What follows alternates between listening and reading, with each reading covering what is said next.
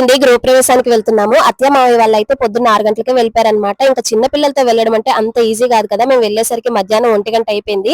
ఇక్కడ వచ్చేసి ఇంకా లిఫ్ట్ రెడీ అవ్వలేదన్నమాట. 5 అంతస్తులు ఎక్కొచ్చేసరికి నిజంగా దేవుడు కనిపించాడనమాట. ఇంటీరియర్ డిజైన్ అయితే చాలా అంటే చాలా బాగుంది. ఇది వచ్చేసి 2 BHK అనమాట. ఇంకా కన్స్ట్రక్షన్ జరుగుతూనే ఉంది. పని అయితే పూర్తిగా అవ్వలేదు.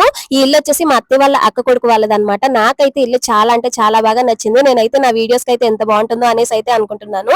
ఇంకా చిన్న పాప కోసం అయితే ఇంటి దగ్గరే ఫుడ్ ప్రిపేర్ చేసుకొని తీసుకొచ్చేసాను. ఇక్కడికి వచ్చిన తర్వాత తినిపించేసాను.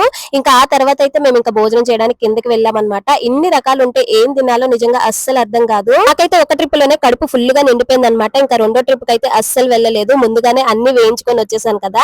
ఇంకా అత్తయ్య అయితే కాళ్ళ నొప్పులు అని చెప్పేసి ఇంకా పైనే తింటున్నారు, కిందకైతే రాలేదు. వంటలన్నీ కూడా టేస్ట్ అయితే చాలా అంటే చాలా బాగున్నాయి. సో ఇంకా లాస్ట్ లో వచ్చేసి ఐస్ క్రీమ్ అనమాట. హైలైట్ అనే చెప్పొచ్చు. నాకైతే ఐస్ క్రీమ్ చాలా నచ్చింది. ఇంకా మా బుజ్జితాయి పైనే ఉంది కదా, తనకు కూడా ఐస్ క్రీమ్ తీసుకెళ్లాను. వీడియో నచ్చితే లైక్ చేయండి, ఛానల్ ని సబ్స్క్రైబ్ చేసుకోండి.